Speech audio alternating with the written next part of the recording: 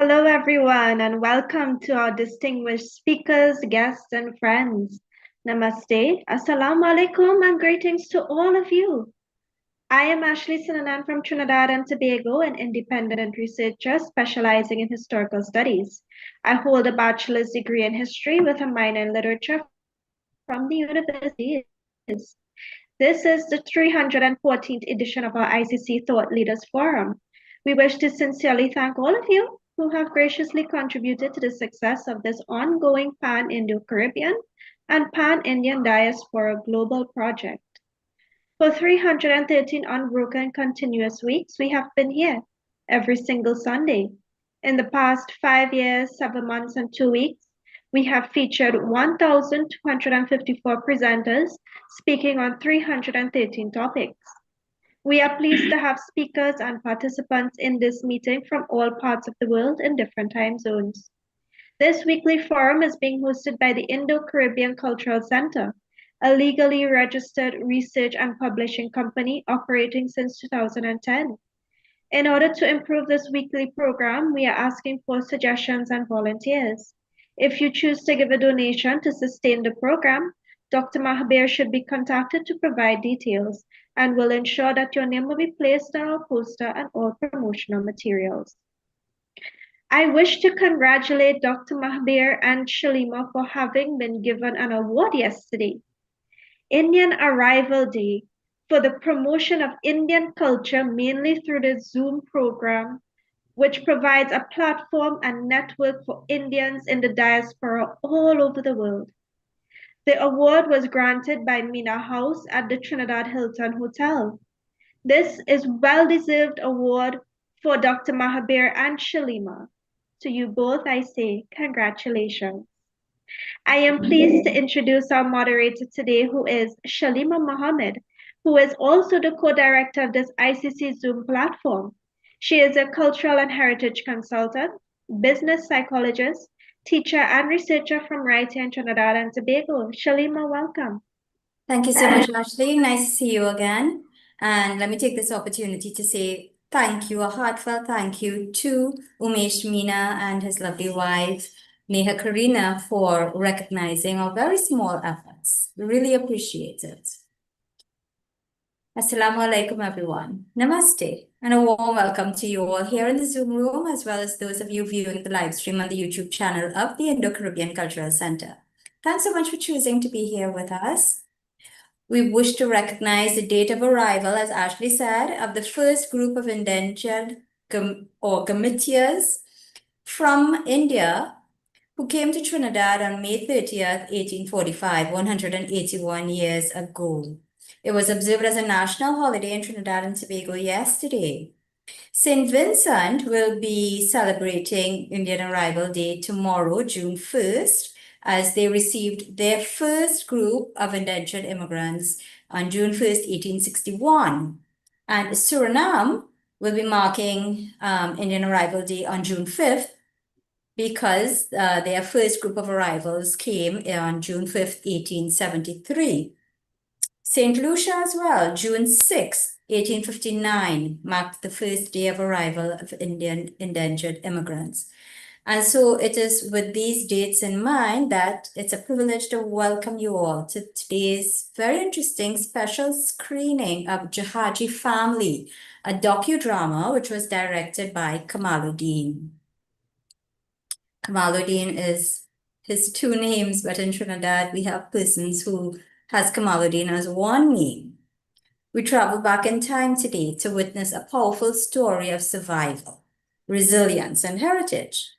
Released in 2018, this groundbreaking docudrama is built on years of meticulous historical research by renowned genealogist Shamsuddin, who is the brother of Kamalo.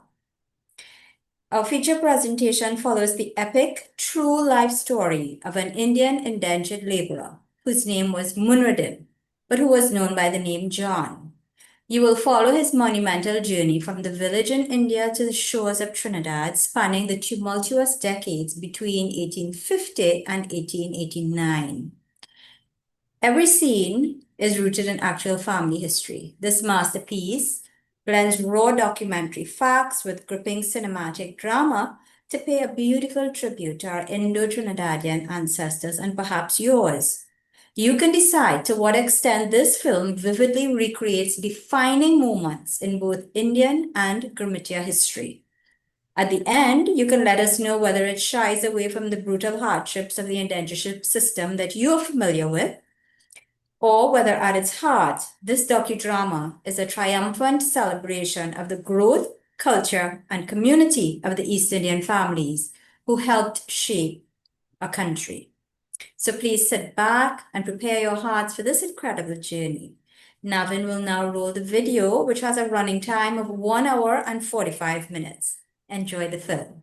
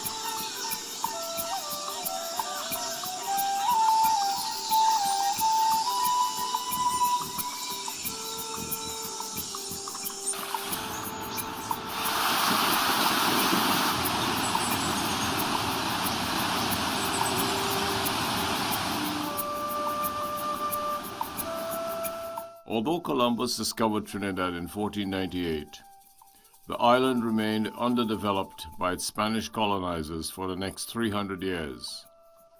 However, with the introduction of the cedula of population in 1783, there came an influx of planters with their slaves from the neighboring French islands. This migration, along with the British conquest in 1797, resulted in the establishment of several sugar and cocoa estates on the island. Because of the use of free slave labor, these industries prospered for a while.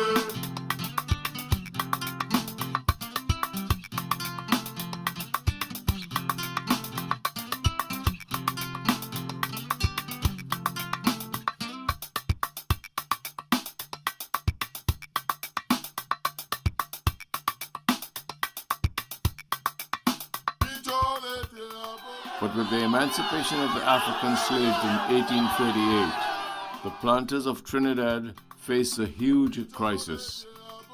The free slave labor, to which they had grown accustomed, disappeared. Anxious to exercise their newly gained freedom, most of the ex-slaves moved into surrounding towns and villages seeking work for pay. Some, however, continued to occupy the barracks rent-free while refusing to do any estate work until the planters agreed to pay wages. The planters in turn tried to extract as much work as they could for these wages. This led to much bitterness on both sides, resulting in open acts of hostility and violence. Sugarcane fields were often burnt and destroyed by disgruntled laborers, and the ex-slaves who still occupied the estate barracks were ejected by the planters. Soon sugar production on the island drastically declined. Fields and equipment lay abandoned. The local sugarcane producers grew desperate as they struggled against losing their market to the producers of European beet sugar. The only viable solution seemed to be in importing a cheap and easy-to-manage labor force to replace the African slaves. The British made several attempts to recruit workers from various parts of the world, all of which failed. Only India proved successful. Beginning with the Fatal Razak on 30th May 1845 and ending with the Ganges on 22nd April 1917, over 147,000 Indians came to Trinidad as indentured servants.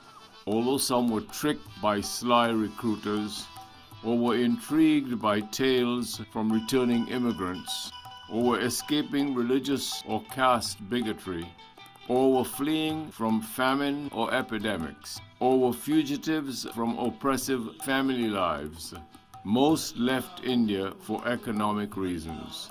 Some came from the southern port of Madras, but the vast majority came from the states of Uttar Pradesh and Bihar via the port of Calcutta. Among those who came via Calcutta was a 23-year-old man named John Munradeen. Family stories indicate that while still a child, his mother had drowned during a violent monsoon storm.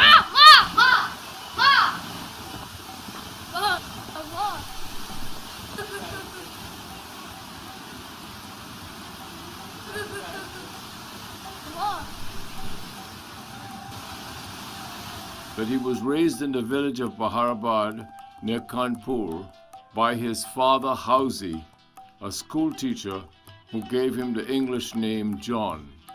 That although Jahaji remarried and raised a new family, he made sure that John grew up an educated man, fluent in Hindi, Urdu, and English. That as a young man in India, John worked for the British authorities as a translator where his language skills were in demand. In 1856, he was engaged to a young woman named Khadija in the neighboring village of Ranipur. Just 4 months before his wedding, his fiancée's family's estate was annexed after her father had suddenly died and there was no male heir to inherit his property. When she protested, demanding inheritance of the family estate, she and her mother mysteriously disappeared. Munra Deen grew disillusioned with this and with the domineering attitude of his British superiors at his workplace. Harboring deep feelings of hostility towards the authorities, he secretly joined a group of patriotic rebels. Soon his activities were discovered and a warrant was issued for his arrest. John! Yes. What is They're it? coming for you. Who? Soldiers. Why? They still a traitor. How do you know this? They just left my home and they're coming here. Oh gosh, my family. No, you have I to must go. see No, them. no, I you must have see to go. them. John Munra Deen left his home to escape the consequences of participating against the British in the Great Indian Mutiny of 1857. Many who had participated were tortured and executed. Some fled India to escape the wrath of the authorities. Peter G. Beta G. Father. Are you hurt? No, Father. Everybody is worrying about you. I'm sorry for all the trouble I have caused, Father. No trouble. You're doing what you have to do. Where would you go from here? I'm going to Calcutta. Calcutta. I have to try to leave India. I may have to leave with my family too. Where will you go? I don't know. With God help, I will find a village that I'll be safe. But you'll remain in my heart. Just remember wherever you go, you are the son of Husi. To conceal his identity, he adopted the single name Muniruddin. He took the train, rode on bull carts, and walked for several weeks from his village to the bustling city of Calcutta. It was his first visit to this big city. The noise, the excitement, the constant flow of people, and the variety of activities overwhelmed him at first. But he was in Calcutta for a purpose. He made his way to the emigration depot on the banks of the Hooghly River, where they were recruiting workers. There were several lines there, for workers were being recruited to go to all the colonies.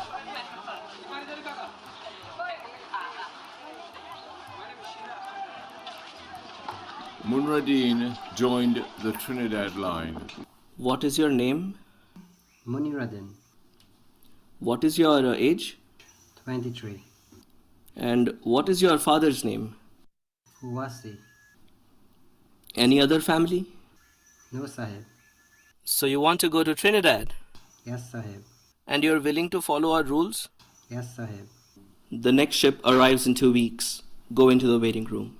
He then entered a huge hall where he joined hundreds of other recruits. Food was provided twice a day, and all the recruits were amply fed while they were there. Every day, the number of recruits grew as more and more people arrived from the villages. Some came as individuals, and some came as entire families. While waiting for the ship, they were free to mingle, and many long-lasting friendships started there. Munra Deen kept mostly to himself.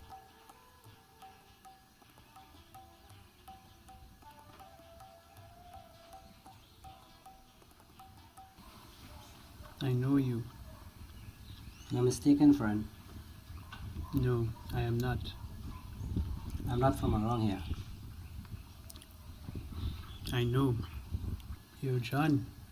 You're John Muradin, son of Housie, the school teacher. Who are you? Don't worry, I'm in the same situation like you. Who are you? How do you know me?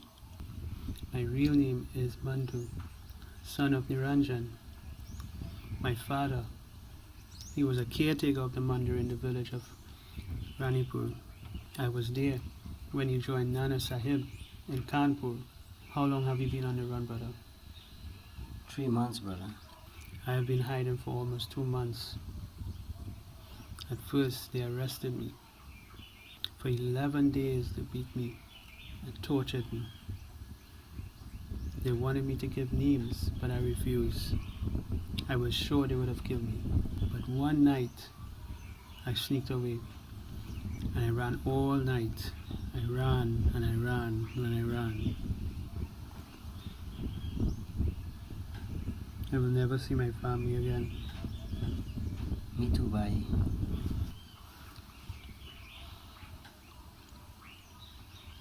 What name do you use now, Bhai? Muniruddin, son of Hawasi. Brother, you don't know anyone here. And I don't know anyone here. But we know each other now. We can be real brothers. Yes. We can become a family. We can help each other, look out for each other. Yes, bhai. I feel so lonely. I'm afraid. Don't worry, bhai. We will stick together and help each other in this new life. When the Edinburgh ship arrived, it stayed out in the middle of the river. All day long, provisions and passengers were transported by small boats from the docks. Munradin and Mandhu were placed in one of these boats with 15 other men and rowed out to the ship. On Tuesday, 5th January 1858, 23-year-old Munradin set sail on the Edinburgh ship from Calcutta, leaving his beloved homeland, bound for a new life in a faraway place across the sea. On that day, the Edinburgh carried a total of 388 indentured Indians, of whom Munradin was the 124th to be registered. The ship comprised of 4 decks. The main deck was open to the sky. Below that was the living quarters for the captain and crew. Below that was the sleeping area for the Indians. The lowest deck was where the livestock, provisions, and cargo were kept. The deck where the Indians slept was divided into 3 sections, one for single men, one for single women, and one for married couples and their children. This is Captain Hayes. He is in charge of the ship. Your job for this whole voyage will be to scrub and clean this deck every morning. You must begin before sunrise and be finished by the time the cooks are ready to serve breakfast. This means that you will have just about 3 hours to complete the job. All the adults were assigned jobs like cooking, cleaning, and tending to the livestock on board.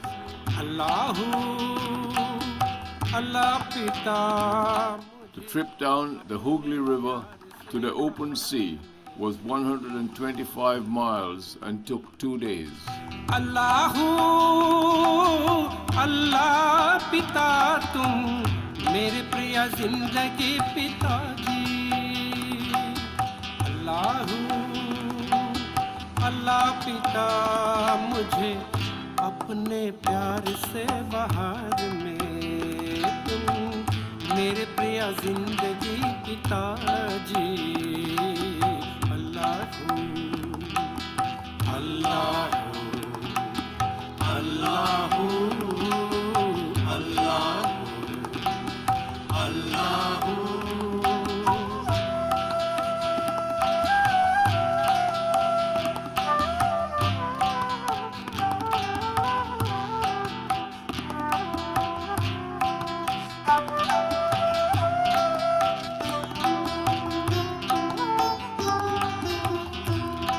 like dust upon a barren land.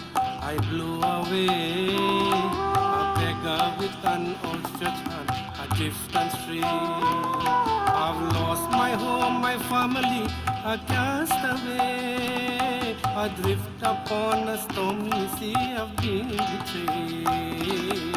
Allahu, my lonely soul is burdened, my heart weak, my tired feet stray far from home. The pain is deep. The robin sitting on the tree mocks me with song. He says I am no longer free. I am a vagabond. I am a vagabond. Allah.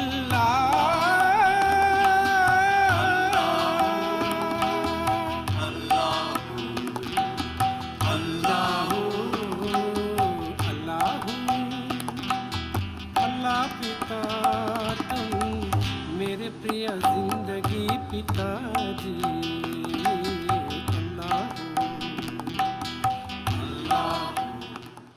For Munradeen, as with most of the other Indians, it was his first time at sea, and it took many days to get accustomed to the constant rocking and swaying of the ship. Thus began a long and tedious sea voyage for people who in most cases had never seen the ocean before. Every day when their work was done, Munradeen and his friend Mandhu spent their time marveling at the vastness of the ocean. That one over there is called a whale. And you see the group over there that seems so friendly and playful? They are called dolphins. And that one, is that a bird? No, it's a flying fish. And look, those down there, they are called stingrays. How do you know so much? I learned in school. You were so lucky. I never went to school. What will happen when we arrive over there, brother? They said that we'll be assigned to sugar estates. The same one? Some will go to different estates. There are many estates. The different estates? I don't know.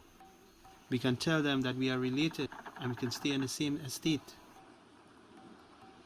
Yes, we will tell them that. On most days, while the adults did their chores, the children played noisily on the deck.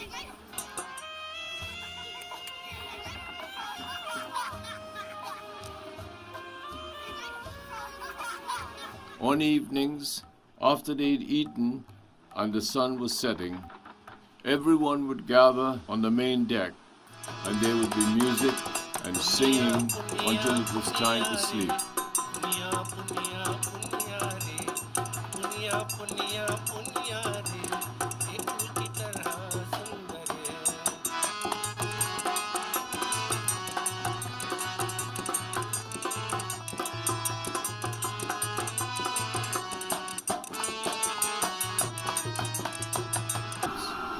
In mid-February, after rounding the southern tip of Africa, they were bombarded by a fierce storm. Great panic seized the Indians as they were confined to their area in the lower deck, and the hatches on the upper deck were sealed shut.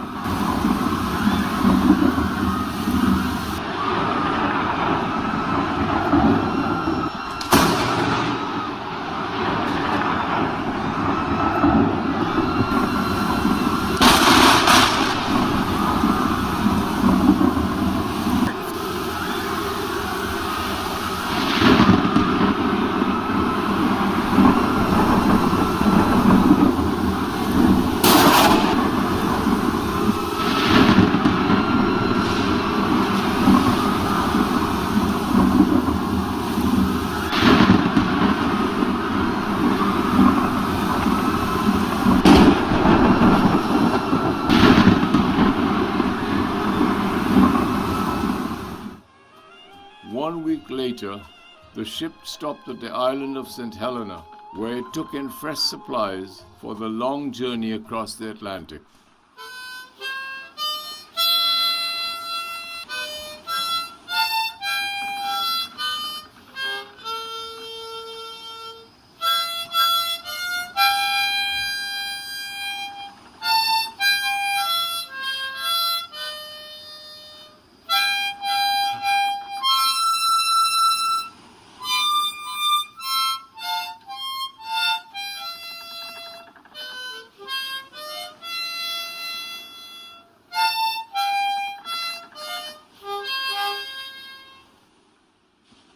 Bye. What is that thing? Mount organ. Captain Hayes gave it to me. And the tune by?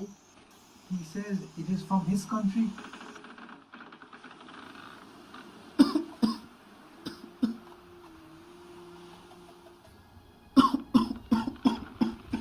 Yahuwah, brother. I don't feel well, brother. What is it? I don't know. Ya Allah. You are shaking. You have a fever. I'm feeling so cold. Come, brother.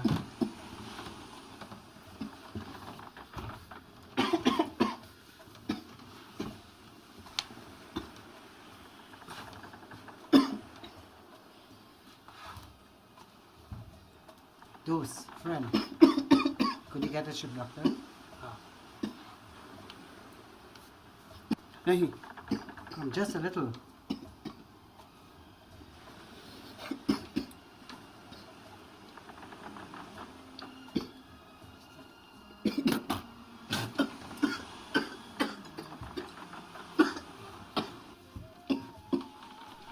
All night, Munradin held Mandhu in his arms as the young man's body shook with fever.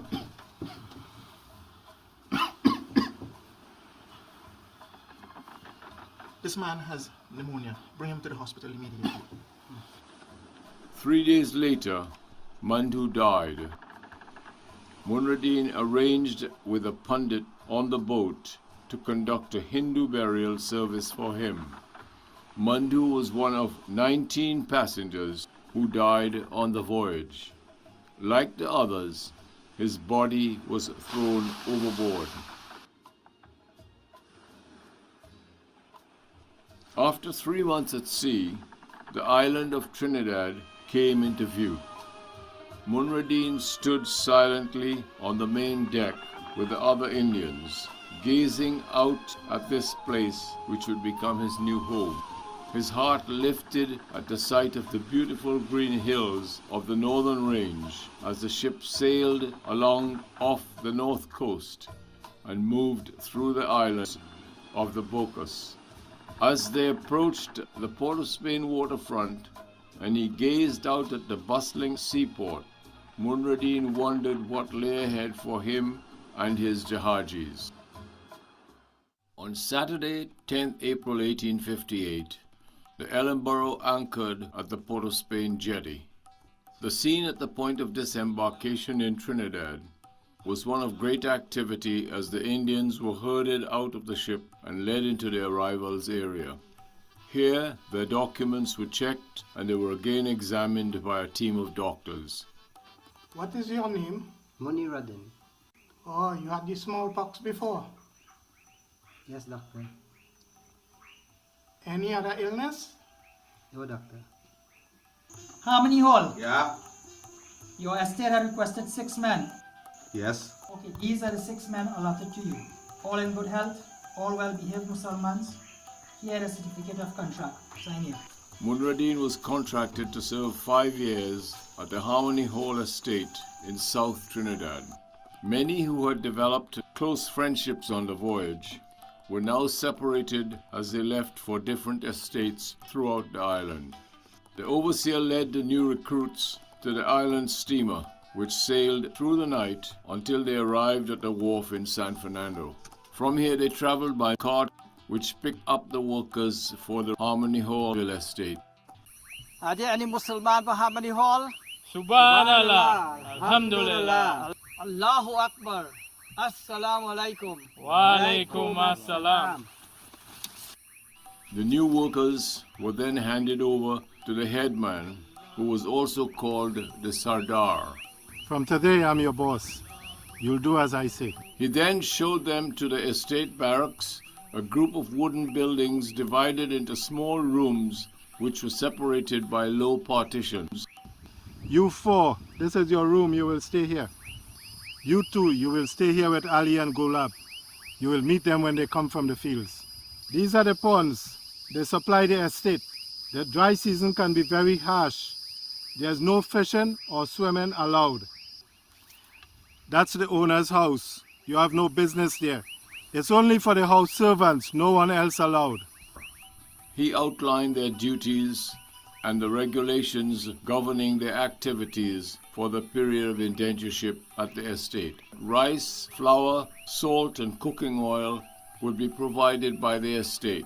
They would have to cook their meals on a chulha on the front steps of the barracks. They would also be allowed to grow additional food in the kitchen gardens nearby. The next morning, Munradeen joined the other workers in the fields. His work had begun. Despite the long hours, the hard work, the fleas, the jiggers, the lice, the lack of privacy, the unsanitary conditions, and the many other inconveniences, Munradeen always performed his tasks without complaint. Work days were from Monday to Saturday. On Sunday afternoons, the workers would gather in an open field for games and to fly kites. The estate also provided a special shed for religious observances and meetings. Workers were allowed to participate in one another's religious celebrations. Bye. What is that paper? A paper from my family. How are they? I don't know. Didn't you read it? Nahi. Can't you read? Nahi. Would you like me to read it for you? Can you read? Ah, yes, and write too. Please, by God will bless you.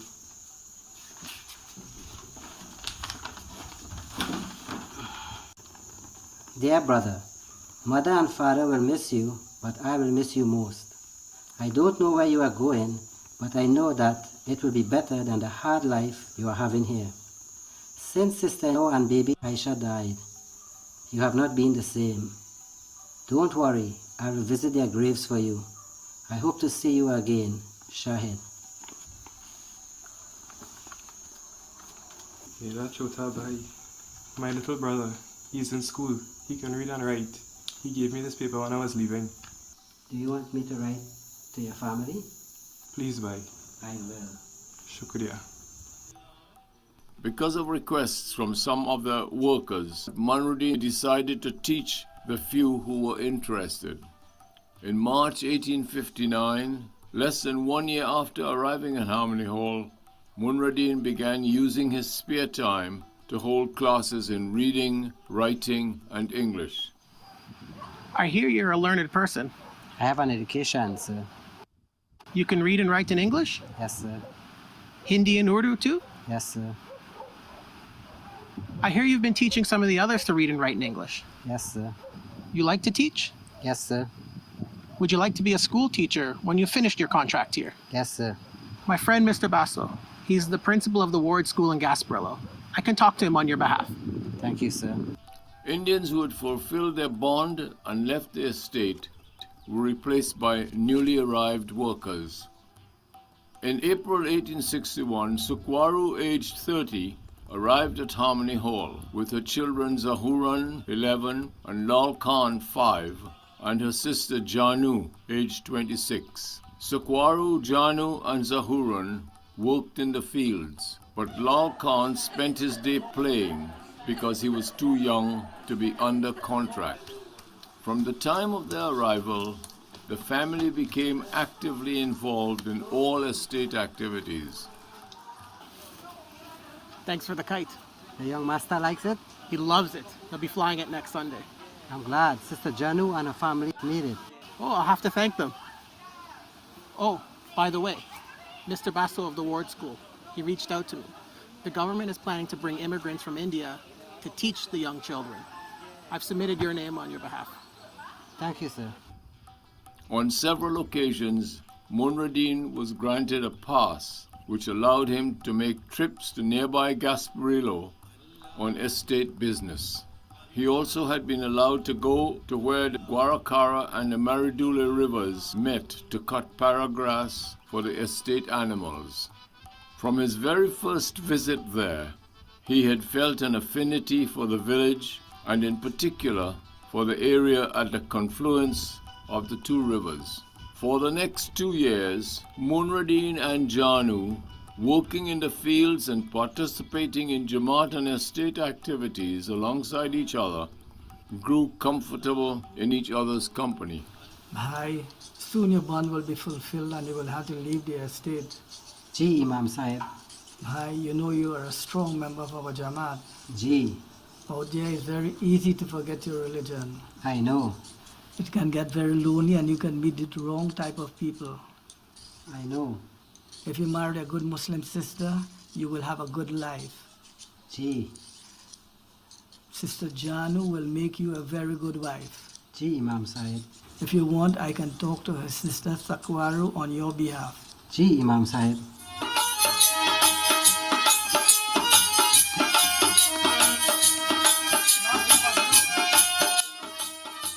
In August 1863, Munradin and Janu were married at the Harmony Hall estate.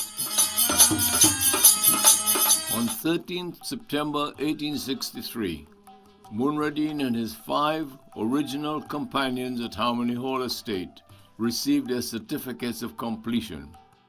Kodabokas and Dawood chose to renew their bonds, while Munradin, Sultan, Imamdi and Juman opted for new lives off the estate. You wanted to see me, sir? Yes, I did. I wanted to let you know that I haven't forgotten my promise to you. I've spoken to the education department at the colonial office. Thank you, sir.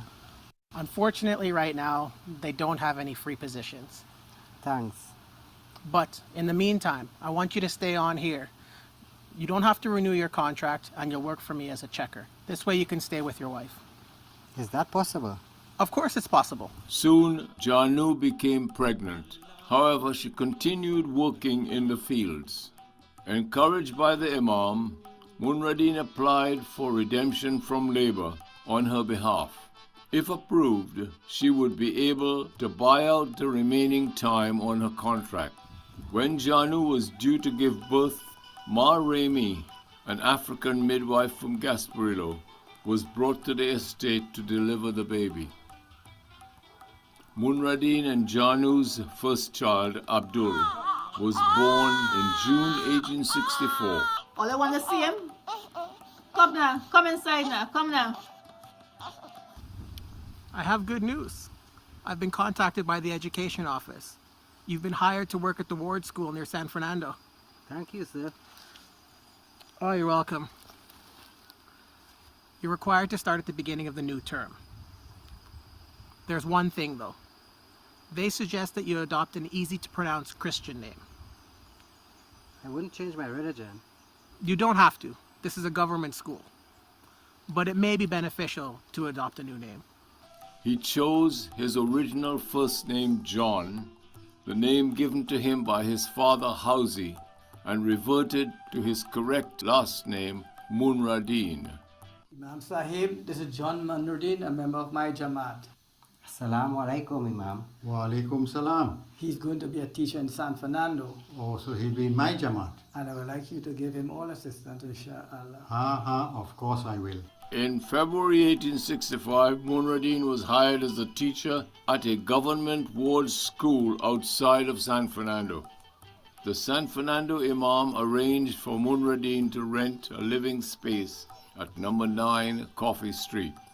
At this time also, his application for redemption from labor on Janu's behalf was approved. They used their savings to pay off a contract on 7th March 1865, 1 year early. This allowed her and the baby to leave Harmony Hall and move with him to San Fernando. It was there, during 1865, that Munradin and Janu began to develop a relationship that would last for the rest of their lives. On most evenings after school, they would take baby Abdul for walks in Paradise Pasture or strolling among the shops on Mokarapo Street. They often attended free open-air concerts by traveling performers on the promenade.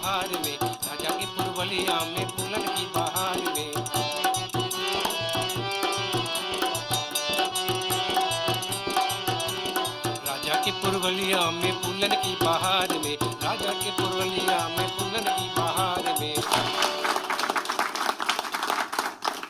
On most Sunday mornings, they would venture down to a large area of shade trees on the seaside near the wharf, where many freed Indians would gather to bathe in the sea and socialize. It was a happy time for the young family.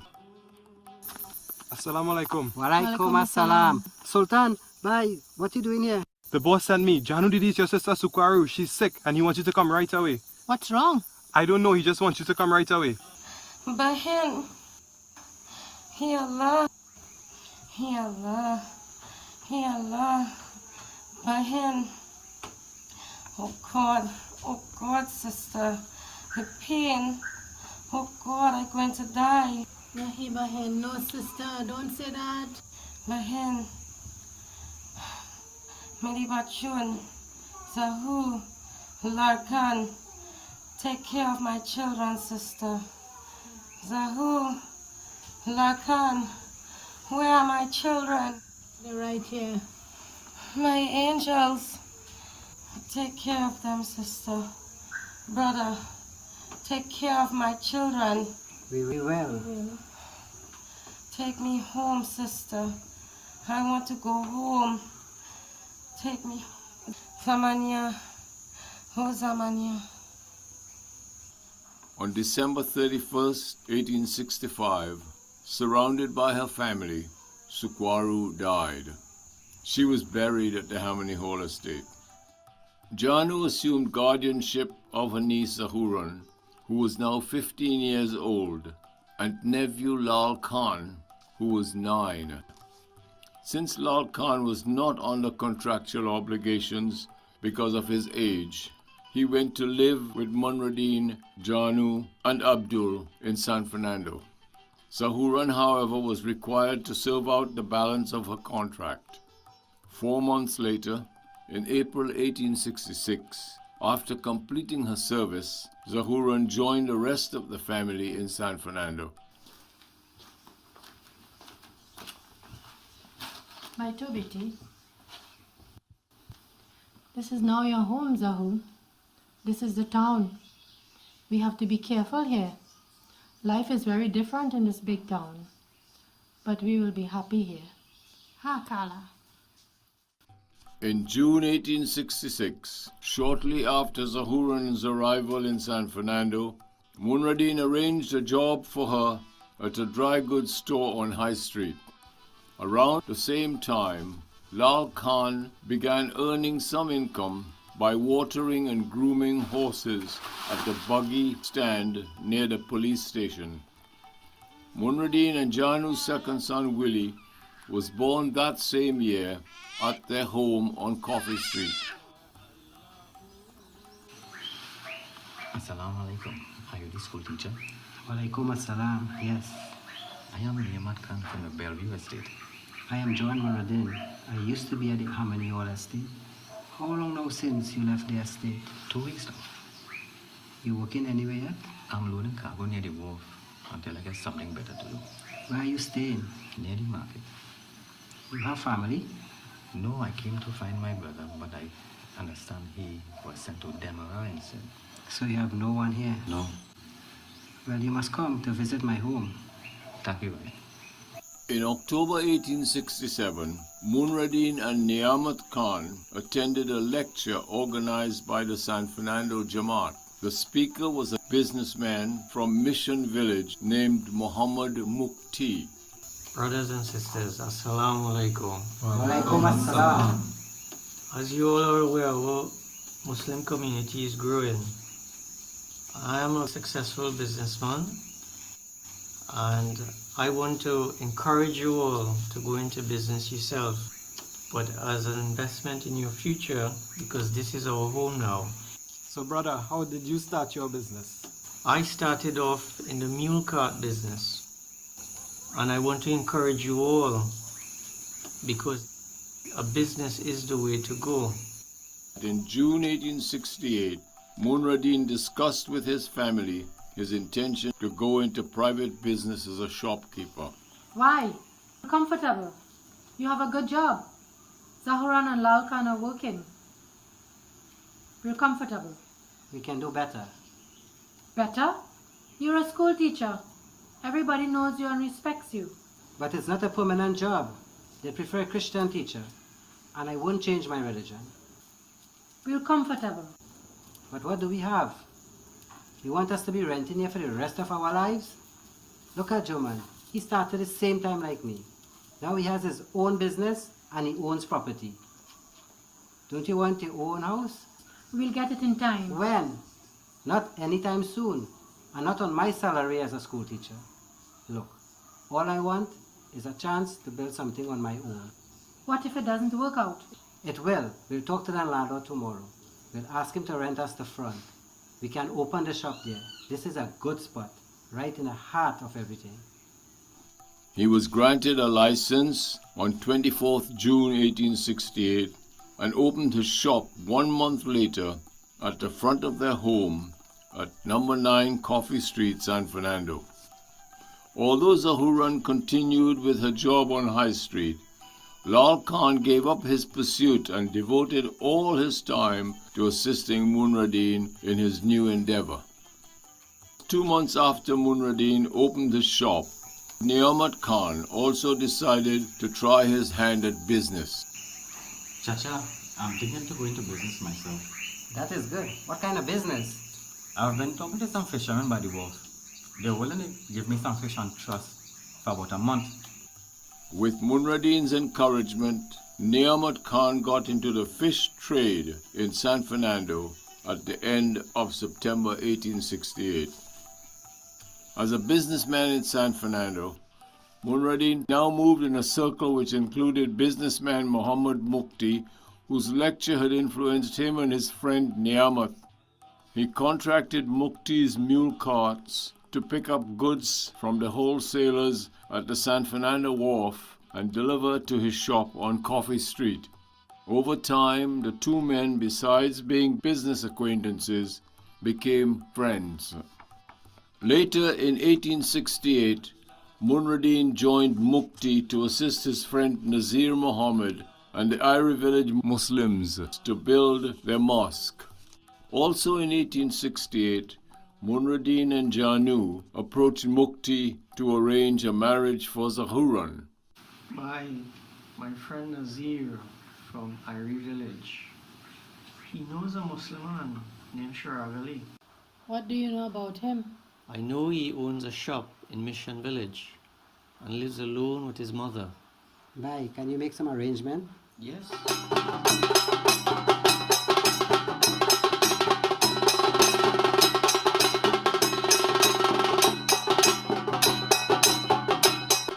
In 1869, 19-year-old Zahuran was married to Sharag Ali in an elaborate wedding befitting a member of a San Fernando business family.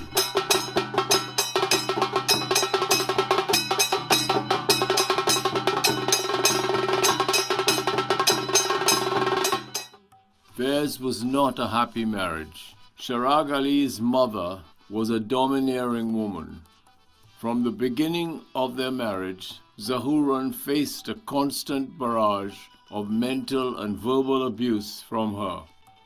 No matter how much she tried to be a good wife and daughter-in-law, her mother-in-law was relentless in her criticism. To compound the problem, Sharag Ali was too timid to come to her defense. This caused much tension in their marriage. Despite their troubled relationship, they had their first son, Wazir Ali Khan, in 1870. From October 1870, Presbyterian missionaries Reverend John Morton and Reverend Kenneth Grant began to pioneer education for Indian immigrant children in Trinidad. By mid-1871, they were seeking a local teacher who was educated in English and Hindi for a proposed Canadian mission school in San Fernando. Munradeen offered his services. However, he was rejected because of his unwillingness to convert to Christianity. Early in 1872, in Trinidad, the smallpox epidemic ravaged the population. The government set up temporary inoculation centers throughout the island. Manruddin volunteered his shop at number 9 Coffee Street as one. Doctor, is there enough space in here? Yes. Nurse, have the patients enter from here. Yes, doctor. You think you can handle all of them today? We must. We have no time to lose. Sahib, do you have the suffering for me? Yes, I'll get it.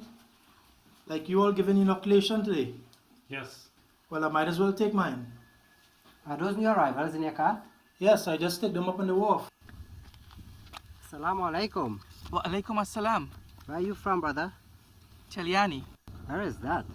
Close to Marihu, near Jampur. This is your family? Ah. Mera naam Tursu hai. This is my wife Sugia, my children Genia, Bungi, Rahmat and Ishmael. You have to be inoculated for the smallpox. We were inoculated in Calcutta. You have the document? Here. I received a letter from some Koli leaders wishing to hold a mass rally. A mass rally? For what? They are praying for relief from this smallpox epidemic. What do they want from us? They want our participation and the participation of our Christian churches. No. We cannot prevent them from holding a peaceful prayer rally. Then let them have their rally. We must not join in. We must not validate the activities of these heathen faiths. During this time, Zahuran and Sharagali had a second son. They named him Kazmali Khan. Assalamu alaikum. Walaikum assalam, Imam Sahib. Janu, have a seat. Assalamu alaikum, Wa Imam alaikum Sahib. salam. Would you like something to drink? No, thank you. I brought a message for you from the Imam of Harmony Hall. How is he? He's fine. I met him at a Akika in Marbella, and he asked me to remind you of the land in Gasparilla. Really? Yes. That is where the Gorakara meet the Maridule River. I know. There's also another piece, if you're interested. Oh, thank you. I'll go and see him next week. On his way to inquire about the Gasparillo lands, Munradin took a ride to Harmony Hall on a mule wagon which was transporting a new family of Indians from San Fernando to the Williamsville estate. Musalman? हाँ Is this your family? हाँ मेरा नाम है Munradin. मेरा नाम है Amir. This is my wife and children. What village are you from? Gujipur in Azamgar. Azamgar. Yes, I know it. You know Azamgar? Ha. There's a brother at the Williamville estate from Azamgar. His name is Imam Ali. Ask for him and give him my salam. On January 14, 1873, Munradin traveled to Port of Spain to purchase the lands in Gasparillo. The deeds were prepared by Paul José de Lisle and witnessed by Manuel Sorzano. The first parcel comprised of one house of 4 acres. The second parcel comprised of a smaller house on 1 3/5 acres bordered by the Gasparillo main road. During March of the same year, 1873, Munradin packed up and moved his family from San Fernando to their own home in Gasparillo. Morning, neighbor. Morning. My name is Punya and this is my daughter Sarah. We live in right up there by the junction. Hi, it's John Munradin and this is my wife Janu. My husband is a Kironi man named Adams. We just buy this property here on both sides of the road. So we go be neighbors then. If you need anything, just call me out now. Thank you. So where are you from? San Fernando. Gasparillo is a nice place, man. All you can like it here. From the beginning, Punya was helpful to Janu in the house, and Adams would also help Munradin and Lal Khan in the land. The first project the family undertook was to build a carrot shed on the banks of the Maridule River as a place to read their namaz. Chacha, Adam say pick up the fruit trees last night for me. I'm thinking a shop will do well over there. Where? Under the house. We have enough space. Chacha, that is a good idea. Right now, it is not used for anything. Munradin used their remaining savings to open a shop at the front of their home in Gasparillo. Now he was managing 2 shops, one in San Fernando for which he began hiring help, and the other in Gasparillo, which was run by Lal Khan. From the time she was married, Zahuran endured regular abuse from her husband Sharagali. However, in March 1874, In a sudden fit of rage caused by his mother's nagging, he struck Zahuran, causing visible swelling on her face. Chachi Zahu, Chachi. Salam alaikum, auntie. She busy. Salam alaikum, Nani. Walaikum. She can't see you today. Chachi, chalo. Come, Nubi. But look. When they got home, they told their mother Modia what they had seen. She sent a buggy to get Janu in Gasparillo. When Janu arrived in Mission Village, Modia had the girls relate what they had seen.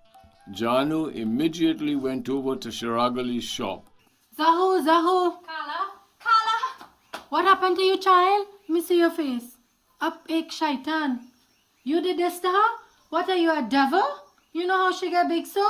She too lazy and hardened. What did you say, you miserable old witch? You hear how she called me a miserable old witch? And what will he do? Beat me up just like he beat her?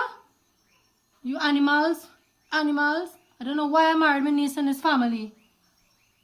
Come, Zahu, get your things and come home with me. She can't go anywhere. She have her children here. You'll see. Try to stop her now. Let's go, Zahu. Zahuran pleaded with her husband and her mother-in-law, but they refused to let the two boys leave Mission Village. She packed her belongings and went with her aunt Janu to the family home in Gasparillo. In April 1874, 34-year-old Budley, his 32-year-old wife Bodia, and their children completed their indentureship and left the Cregnish estate. Assalamu alaikum, Chacha. Wa alaikum salam. Are you hiring? Are you looking for work? Yes, I am. Where did you work? I just came off the Cregnish estate. What part of India are you from? From Gazipur. Your family? Yes, my wife Budia and our children. Can you drive a mule cart? Yes, I can. Come tomorrow morning. We will go to San Fernando on the wharf and pick up some goods and take it to Monradin's shop on Coffee Street. He's a client of mine. And the rest of the goods burn it here. Okay, thank you, Uncle. Where are you staying? We're looking for a place. I have a room at the back of the shop. You and your family can stay there for now. Oh, shukran, Uncle. Allah will bless you. Because of Zahuran's years of retail business experience, Manruddin recruited her to assist in his shops in San Fernando and Gasparillo. However, her open and friendly personality soon became a source of concern for her Aunt Janu. I've been thinking about Zahuran. What is best for her now? It's a problem. I see how some of the men look at her. I noticed, and how she talks and laughs with them. I don't want anyone to take advantage of her. She may look like an easy target. We must do something. She should go back home to Charagali. Never. She can't stay like this. We have a duty to take care of her. I don't know what we can do. There is something we can do. Kya? Why don't you take her as a wife? Kya? Nahi. There's no other way. Nahi. No, you're asking too much. You must do this for me. How can you ask me this? You're my wife. I've been a good wife, haven't I? You've been a good husband. I've given you 2 sons already, and you know I can't have any more. Zahuran is like my daughter. Then how could I do this? You're asking me to be like your son-in-law. What will people say? Everybody will be laughing at me. We must think about her welfare. Without her husband, there will be no one to protect her. She's young. What is her future? We can find her another husband. And risk the chance of her being beaten like an animal? No. I want to keep her safe and in the family. I don't have to marry her to keep her in the family. She's young. She has feelings. She can make a mistake. I can't. You promised her mother you will take care of her and Lal Khan. You made a promise. प्यार के लिए एक बलिदान कराना चाहिए खुद के खिलाफ भी प्यार के लिए एक बलिदान के खिलाफ भी प्यार के लिए. Love of my family, love of my motherland. True love and sacrifice go hand in hand. Although the heart weeps, although the tears fall, heart learns to stifle pain, love conquers all.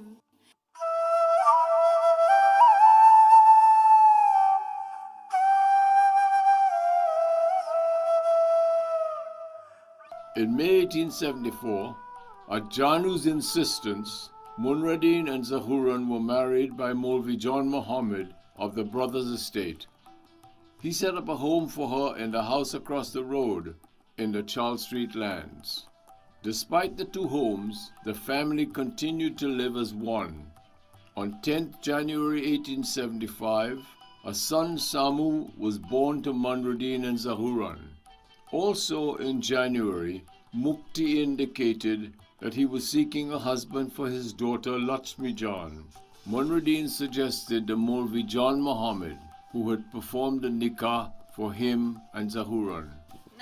In February 1875, Munradeen went to the wharf in San Fernando to order goods for his shop. Nahi, I'm not staying here. I'm not going anywhere with you. I am going home with my children. But Didi, my job is to take you and your family to the Williamsville estate. I don't care what your job. I'm going home now. Manere, what is going on here? Bye. She don't want to go to the estate. She wants to go back home. Bye, talk to Sheena.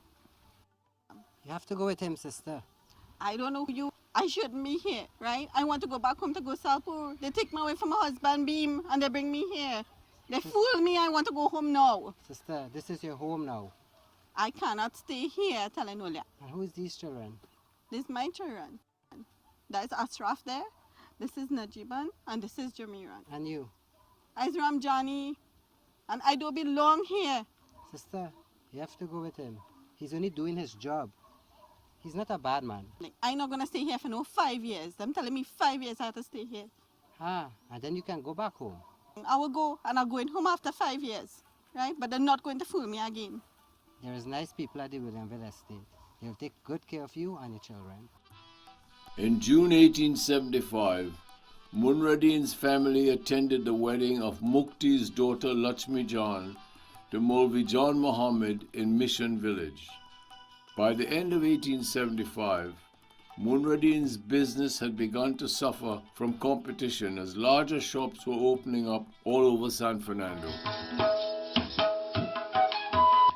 In March 1876, the family attended the Akika for Mukti's first grandchild, Syed Ali, born to Lakshmi Jan and John Muhammad. On this occasion, they were introduced to Nazir Muhammad's sister-in-law, Amma, whom Mukti had taken as a second wife. Assalamu alaikum, bhai. Walaikum assalam, bhai Tulsu. How are you? How is the family? Ah, we are fine, we are fine. Are you still at La Fortuna estate? Ah, bhai. But we are being released next month. How did you manage to come to town? I came with the overseer to pick up some fertilizer bags, not far from here. And I asked him if I could come and speak to you. Did he give you a pass to come outside? Ah, I keep it with me at all times. They are very strict. Where do you plan to go after you leave the estate? We would like to live in the San Fernando area. Okay, I'll take you to join the Jamaat here. The members are very helpful. Thanks, bye. On June 12, 1877, Tursu, Sugia, and their children completed their indentureship and left the La Fortune estate in La Romaine. As he'd promised, Munradeen introduced them to members of the San Fernando Jamaat.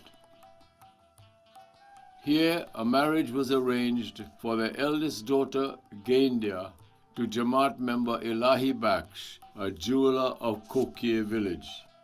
By August 1877, Munradeen was facing serious financial difficulties. I am facing a lot of problems.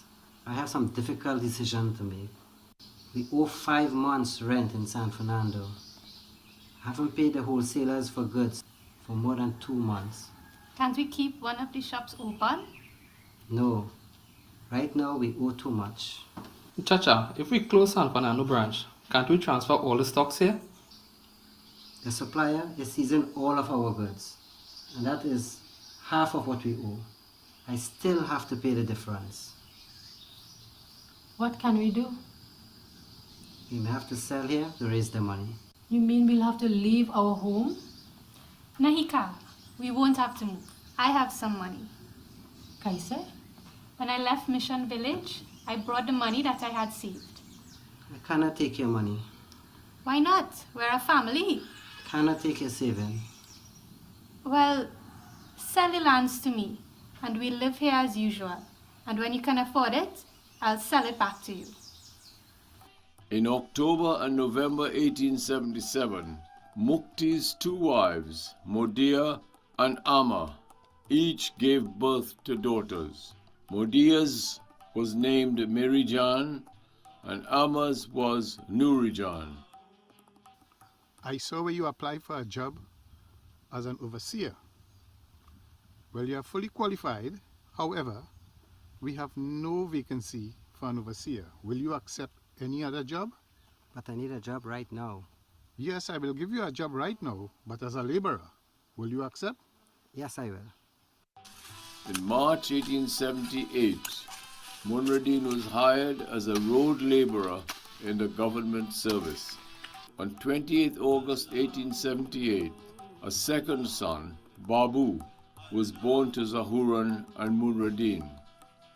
For the next year, Munradin focused solely on his job as a road worker. In mid-1879, Munradin and Janu attended the funeral of his friend Budli, who had died in Mission Village. Later in 1879, Shirag Ali's mother became bedridden. It had become very difficult for him to run his shop while taking care of her and his two sons. He approached Zahuran, trying to encourage her to leave Gasparillo and return to him. At first she paid him no mind, but for several months he persisted. Early in 1880, the entire Munradin family joined Mukti and his family and Budli's widow Budia and her family in Mission Village for the visit of Princes Edward and George, the grandsons of Queen Victoria. They were among the crowds who witnessed the planting of 2 pui trees by the princes on the grounds of the St. Stephen's Anglican Church and the renaming of the village to Prince's Town in honor of the royal visit. Many musicians and performers entertained the crowds on this occasion.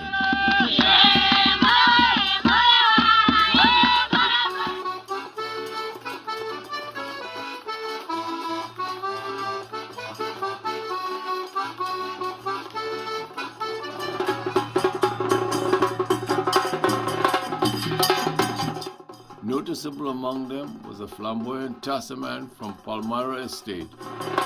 Do you know him? I saw him a couple times when I went to drop milk in Palmyra Estate. That is where he is. He practices the drums when he comes from the fields in the evening. I think his name is Mosam.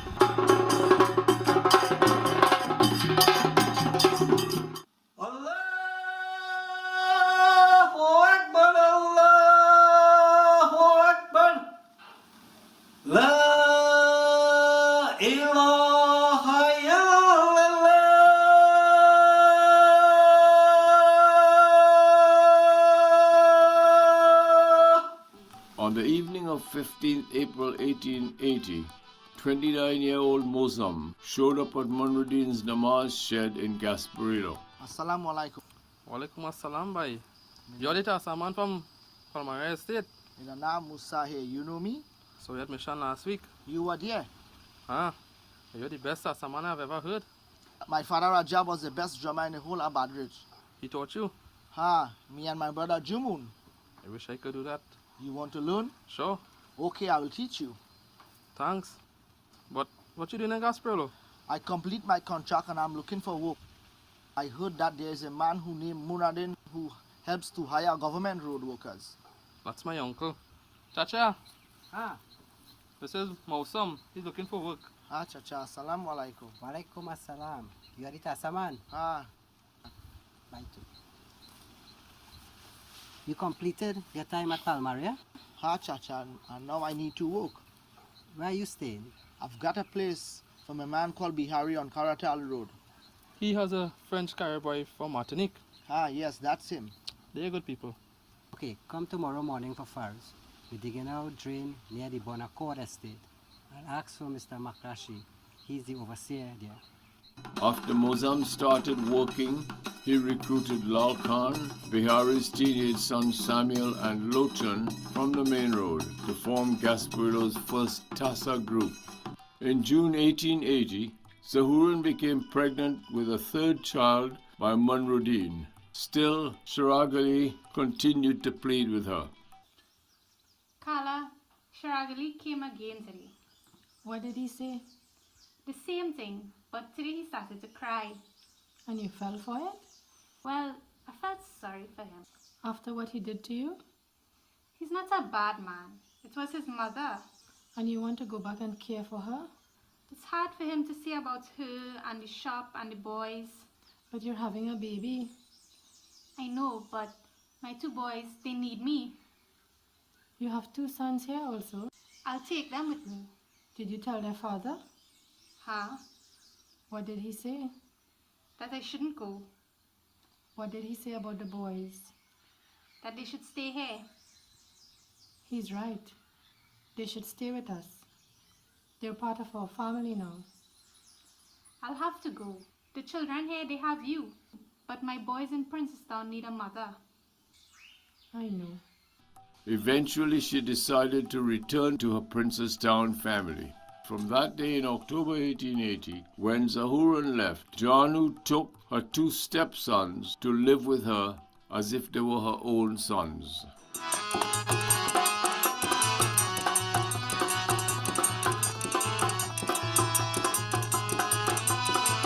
In November 1880, Munruddin and Janu attended the wedding of Niamat Khan, the fish merchant.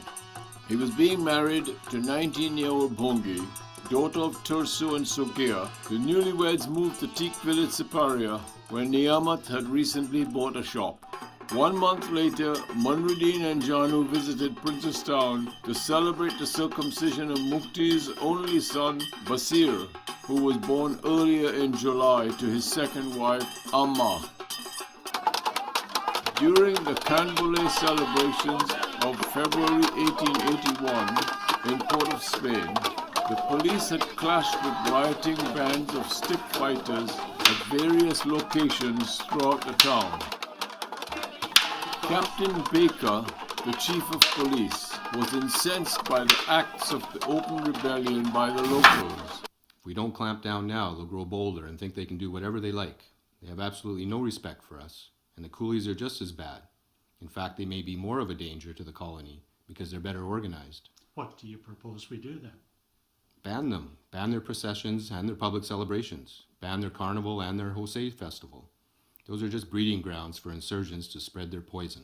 Right now, the black and the coolie populations far outnumber us. We can't afford to incite a direct confrontation. That's exactly the point I'm making. We must act with a firm hand now. We cannot afford to wait until they recognize the strength they possess in their numbers. No, we must wait. We can't be too aggressive. We must give things a chance to calm down. Also in February 1881, after moving back to Princestown, Zahuran returned briefly to Gasparillo to be with Janu and Munruddin when she gave birth. The baby was a girl whom they named Zainab. In June 1881, Munruddin's friend Muhammad Mukti died after a short illness. He and Janu attended the funeral. Mukti's son-in-law John Muhammad performed the janaza prayer. On June 23, 1881, a train accident near Claxton Bay claimed the lives of 3 people. They were Trinidad's first railway fatalities. Munruddin was among the government workers who rushed to the area to assist. After working for 3 years as a laborer in the government service, Munruddin's education and experience were finally rewarded in July 1881. We have been observing you since you started to work with us, and we could not be more pleased. We are transferring McClatchy to the Arima area, and we would like you to be the road overseer. Thank you, sir. In this position, he was able to provide many Gasparillo residents with task work whenever there was a special project. Early in 1882, the Muslim families of Williamsville, under Amir's leadership, got together to form a Jamaat. The group comprised mainly of Muslims who had completed their indentureship at the Williamsville estate. Included were Ramjani and her family, and Imam Ali with his wife Doranji and his new wife Ramjani's 14-year-old daughter Najiban.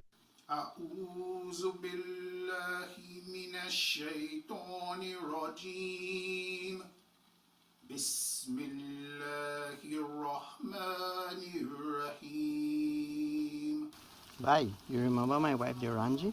Ah, how are you, sister? I want you to meet my new wife. She looks familiar. This is Najibun. She's Sister Ramjani's daughter. Oh, yes, I remember her. I chose her. It is a good choice for us. I am not well nowadays, and I could not have children. She will have children. Assalamu alaikum. Wa alaikum assalam. We have a very good Jamaat here. Assalamu alaikum. Wa alaikum assalam. I thank you for coming. I'm happy to see you all. Salam from the Gasparillo Jamaat.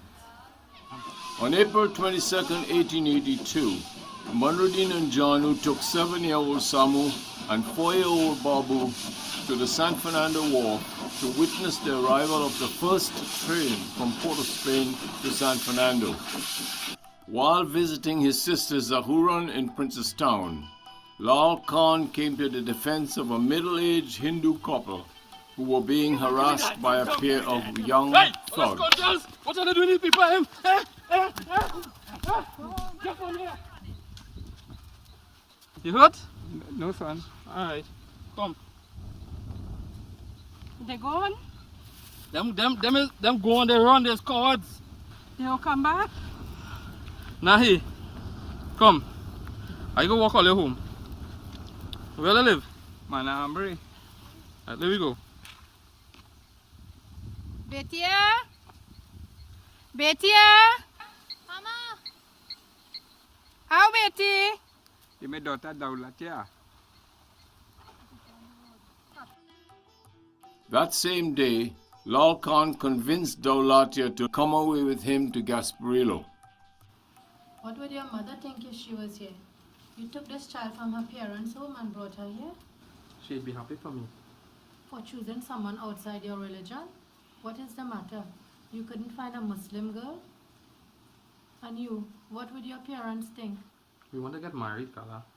Kaise? But she's Hindu and you're Muslim. We're willing to compromise. Kaise? We'll get married in both religions. Is that true, child? Huh? Do your parents know? No, not yet. Look, you're not bringing any wife into this family without her parents' consent. You understand me? Carla, I'd like for you and Uncle to go with us. Okay, son. Go get McPhee's buggy and tell them we have to go to Princestown. 1 week later, Lal Khan and Daulatia were married at her parents' home in Princestown in a simple ceremony conducted by both an imam and a pandit.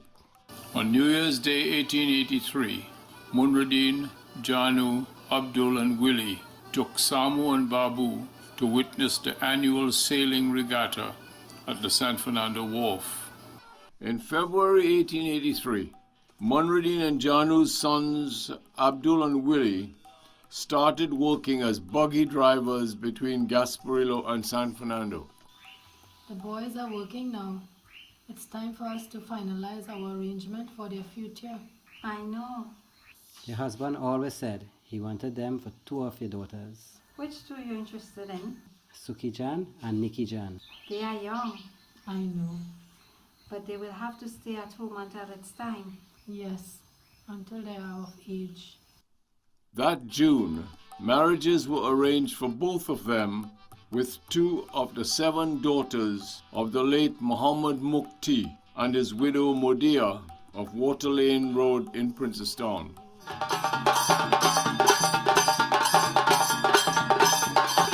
In July 1883, a grand double wedding took place at the Princestown home of the young bride.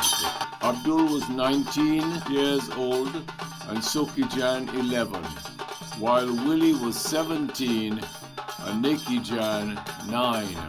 The brides would remain at their mother's home until physically mature. In September 1883, Lal Khan and Daulatzia were expecting their first baby. Chacha, you have any other work besides task work? Not now. You know anybody hiring right now? I will find out. 1 week later, Munruddin was able to arrange a steady job for him herding cattle for the Concord estate.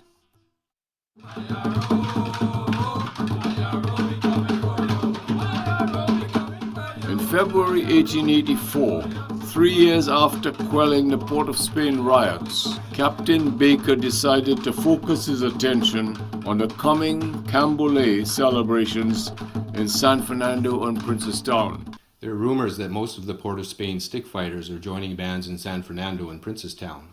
For what purpose? They're free to parade in Port of Spain. That's not what they want. You don't understand these people, do you? They enjoy fighting. When they are intoxicated, they feel compelled to draw one another's blood. Their savage drumming makes them go wild. They're in a frenzy when blood is flowing in the streets. I keep telling you, these people are heathens. They practice heathenistic rites and religions. What should we do? We have to contain them. How? I'll draft regulations. If you sign the order, I'll enforce it. He drew up a list of restrictions to be imposed on the revelers. These new restrictions resulted in numerous bloody clashes between police and rioting masqueraders in San Fernando. In Princestown, angry revelers stormed the police station and seriously hurt the magistrate, causing the police to fire on the crowd.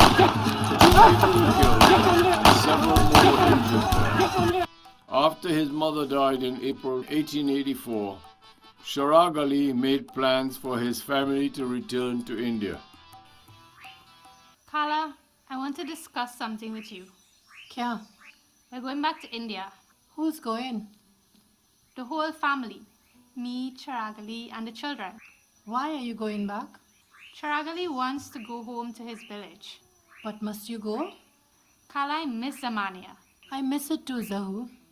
But this is home now. My heart is still there, Kala. How long do you plan to stay? We're not coming back. That's what I want to ask you.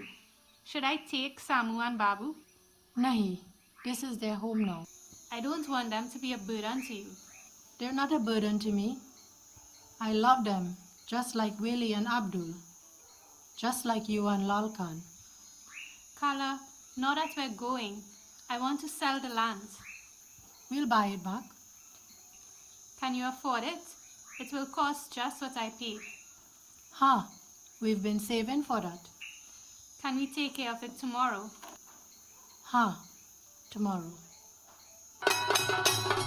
Meanwhile, in every village and estate, the Indians were working feverishly in their spare time, scraping and stretching and drying goat skins for their tassa drums and building their tajdars and spinning moons in preparation for the Hussein celebrations in October. There's a new and sinister wind blowing across the colony. What do you mean? The coolies. What about them? They've been emboldened by the rioting of the blacks. Troublemakers among them are making all kinds of threats and demands for their Hosei celebrations. That shouldn't be a problem. They're much more peaceful than the blacks. The coolies are better organized. Their leaders are experienced. This could be far worse than anything we've faced so far. How can we handle them? There's only one way. We have to control them. Keep them on the estates and villages during Muharram. How do we do that? We have to be firm. Ban all their Hosei processions from the streets of Port of Spain and San Fernando.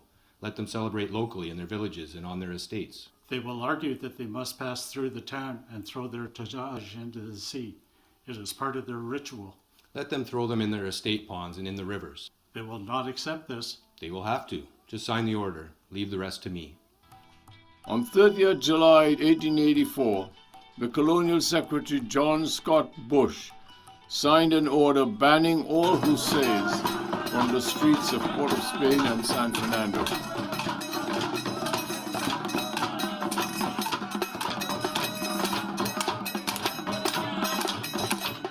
This caused much resentment among the Indians, especially those in the estates and villages surrounding San Fernando. Munradin's sons Abdul and Willie planning to defy the order by accompanying the Hussars into San Fernando. You have to talk to your sons. What's wrong? You don't know? Can't. They are planning to go to San Fernando with the Jose. No, they wouldn't. Huh? They are all planning to go. Lalkan and Mausan are going, and Abdul and Willie plan to go with them. Munradin called the family together. Do you know what you are doing? Do you know how cruel the authorities can be? Let me tell you. I left my village, my father. I lost my whole family because of the authorities, the way they treated us. So I joined a rebel movement against the British in our country. In the end, they destroyed us and hunted down everyone who took part in the rebellion. Torturing, hanging. I had to disguise myself, hide my identity to be able to get out of India. Every day of my life I have lived with the fear that they will discover me. I couldn't see my India again. I had to flee. My father, with his family, had to flee. I could never communicate with him again. I don't know where he went. I don't know even if he's still alive. So moved were they by his story that they agreed to heed his advice and celebrate their Jose with the other villagers at home in Gasparillo. Port of Spain will be calm. All areas will be contained. San Fernando seems to be our only problem. What's the latest in San Fernando? They're well organized. Indians from surrounding estates and villages plan to approach from several directions. Reinforcements from Barbados have arrived, and the Navy has anchored a warship in the Gulf. We'll be prepared for any development. Bayo, brothers, don't do this. Stay in your estate and celebrate. The police is preparing for you. They will show you no mercy. Don't take your tajas into town. They won't shoot us. We have the right to have our Jose. Don't take the chance, brother. Don't be killed for nothing. On 30th October 1884, defying the official order, Jose revelers from the various estates and villages around San Fernando marched towards the town in two massive displays of revelry and defiance.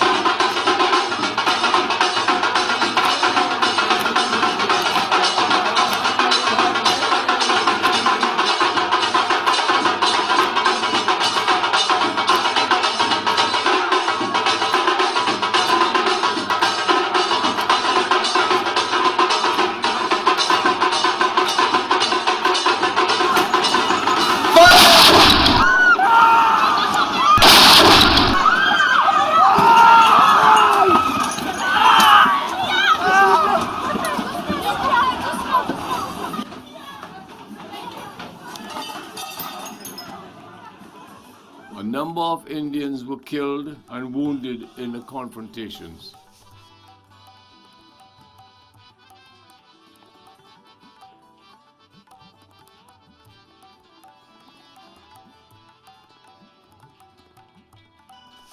That same month, Zahuran, Sharagali, and their children left by boat for India.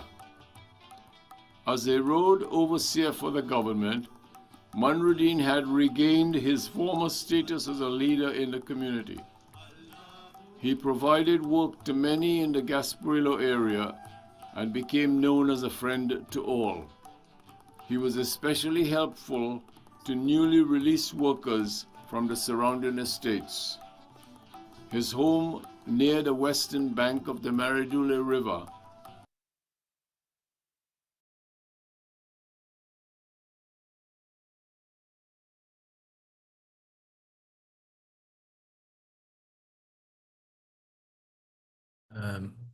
Ravin, is there a problem? I don't know. I think it just stopped. I'm not sure why. I don't know. That might probably be the end. Yeah, I'm not sure, but that could probably just be the end. Okay. Okay. So,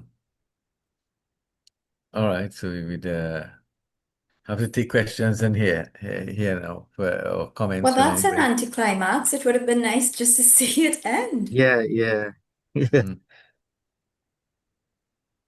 Okay.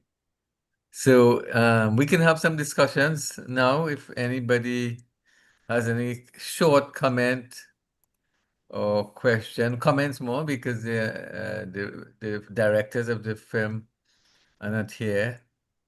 So if you have any comment, that would be welcome. You can just raise your electronic hand and we will unmute you.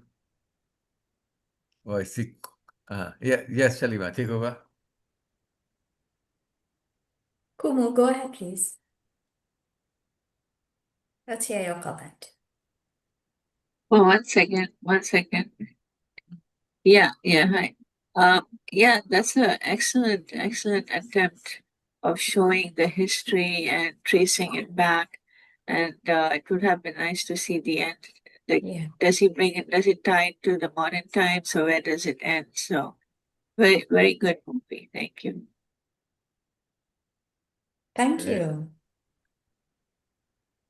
I'm seeing Clyde Weatherhead and Nourisha, and I believe that's Nourisha Sahib Deen with us, who are relatives. I wonder if Nourisha would like to share how she's related. Nourisha, would you like to speak? Or perhaps Clyde? Just unmute your mic, please.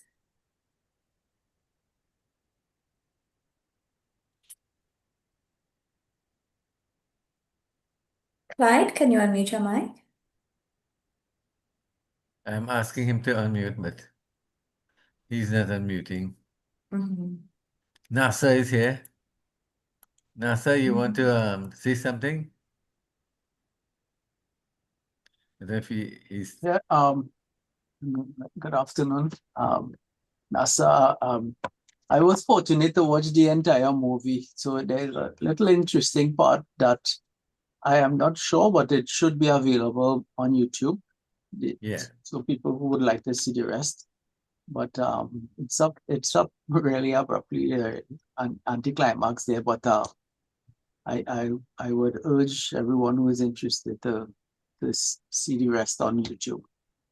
Okay, But Dr. Mustafa, having seen it, would you mind just sharing what happens at the end?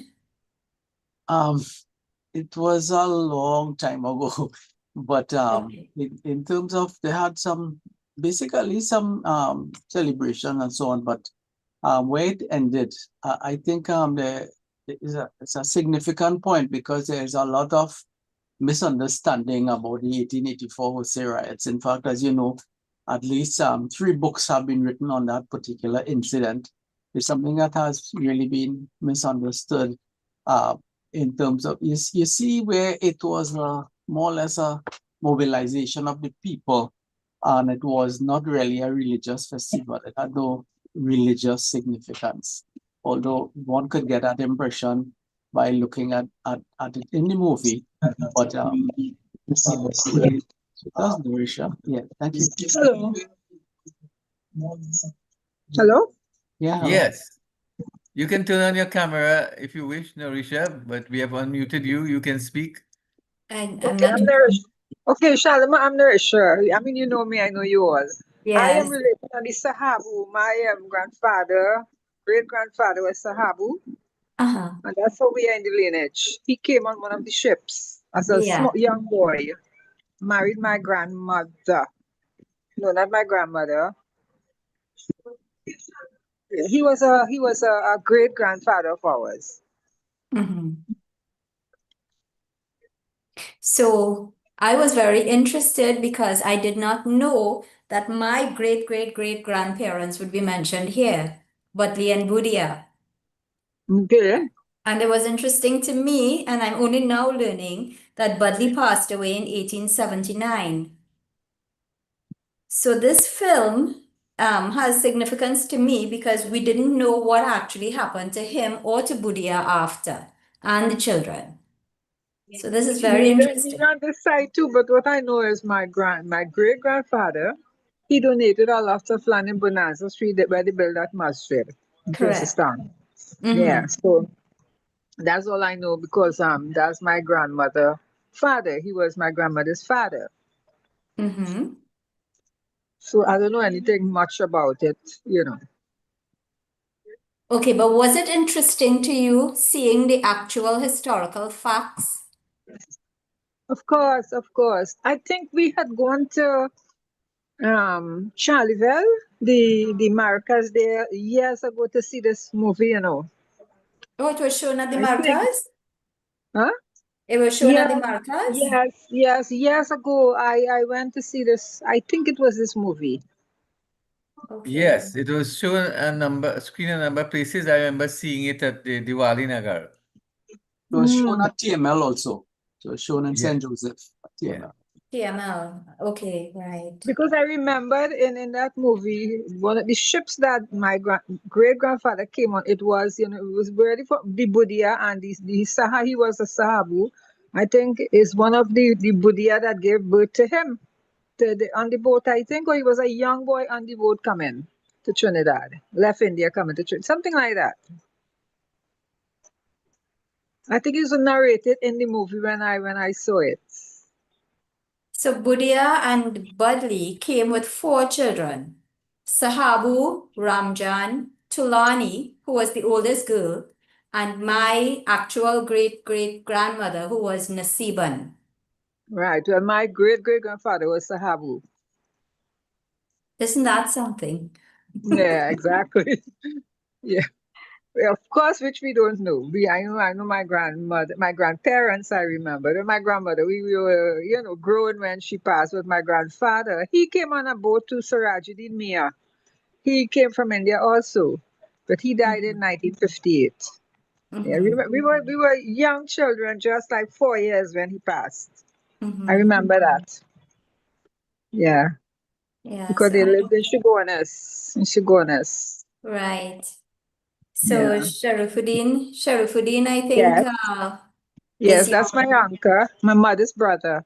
your And mother's brother. Gayatri in a year, few of, you know, boys and them. Yeah. So isn't this something? It is, it is, it is. You know, wish we knew more, you know, but then we were young, we weren't born yet. So, you know. It's true. It's only history. It's only history. Yeah, and I'm so grateful that Shamsuddin decided to document it. Oh yeah.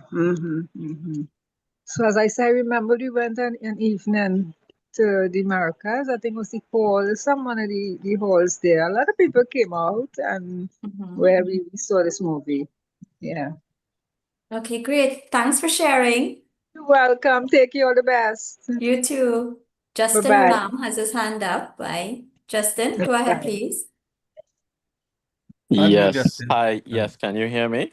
Yeah, we're Yes. hearing. Yeah. No. Thanks. Thanks so much for sharing this, and it brought a lot of light, as to the struggles. Well, certainly for my forefathers to see, for me to see what transpired, and I sort of feel like I don't know enough, and so I really appreciate y'all sharing this, and I was able to see that. I there was also something else in the film that struck me because I live in Barbados as well, and one of my Indian friends there had mentioned this to me, that the term bad John, which we say, okay, that's a bad person, came from the fact that there were reinforcements sent from Barbados to Trinidad to put down a riot. So when I saw in this film that the authorities said that that reinforcements were coming in from Barbados, I said to myself, "Oh my gosh, okay, this all sort of ties it into, from what I had heard, anecdotally, and so it sort of reinforces that connection there. So it was just quite fascinating to sort of, from things that I've heard, and now to get a first-hand perspective on what took place was very interesting. I wish I could have learned a little bit more about what really happened during those Jose riots, because, as was mentioned, wasn't necessarily a religious foundation for that, but something a lot much deeper. But I wish the film could probably go on, and maybe we need a sequel to shed some more light on that. But thank you so much. I really appreciated this. Thank you. Thank you, Justin. And I'm wondering, do we have any films on the Hussein massacre? We no, but we have books and we have lectures, and I'm sure on YouTube has some short films, little clips of reenactment or narration. But it's certainly a historic tragedy in Trinidad and Tobago, and it should be part of the syllabus when we talk about Caribbean history. I wonder if Dr. Nasser Mustafa wants to share anything else from a sociological perspective, or perhaps Dr. David Subran, because I believe Dr. David Subran also had some background information on Hussein. Yeah. Either one of Yeah. you would like to share? Painting or something, yeah. Dr. David Well, Subran? I see Dr. Mustafa unmuted his mic. Yeah. Just wanted to mention that Kelvin Singh has published a book, Bloodstained Tombs. Yeah, Also Bloodstained Kenneth Tombs. Parmasad He did his master's thesis on the Hussein, Kenneth Parmasad. And Jerome Tiloxing has a fair amount of material on it. I'm not sure if some of it might be online. Yes, there was a conference on I'm not sure if it's on Hussein. Yeah. on He Hussein. himself had organized it. Jerome had Yeah. organized a conference on campus. Right. That was 10 So years ago. there are these papers there. Yeah. But it has And been Balkaran Singh has a book on Hussein. Okay. So that's a chapter on the Right. Sat Balkaran Yes. Singh. That's what right. I'm That's talking right. Sat about. Balkaran. All right. So a fair amount of material. And then Anil Sukhdev has a chapter on he wrote something on Indians' resistance. Okay. Aneil Sukhdev, SWKDU, and he has a chapter on the Hussein, Okay. that Hussein massacre, as it was rightly called. It happened in San Fernando, where the authorities just fired upon innocent participants who just had drums in their hands and sticks, because they'll be stick fighting, but no weapon really. And what was portrayed there is the attitude of the colonial officials to any sort of protest or anything. Initially it was supposed to be a peaceful march. Yes. And, they had no intention of, being confronted, with by the authorities and so on. So that is something that is one thing. And the other thing is that, that there are different groups among the Muslim community. Yeah.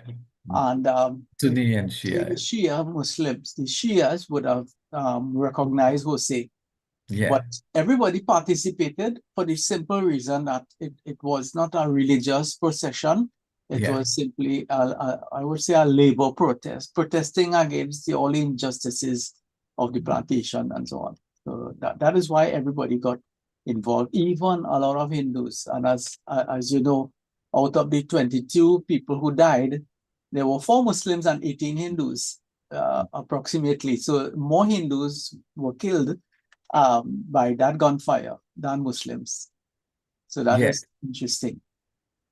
All right. Right. And for those who are interested, who say Muharram really is still on. It happens mainly at St. James and Cedras in Trinidad. I don't know to what extent it is still observed in Jamaica, but Trinidad for sure. It has been banned and a long time ago in Guyana, and I've never heard it even taking place in Suriname. It's really a procession, a reenactment, very a dramatic retelling of the death of their grandsons during the War of Karbala in Iraq in 680 AD.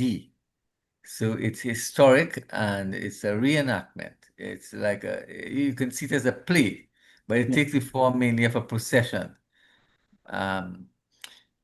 Before we probably talk about any other point, one of the issues that really resonated with me in this documentary is something that I've written about, and that is civilians and soldiers who mutinied in the war against the British, 1857. 1857.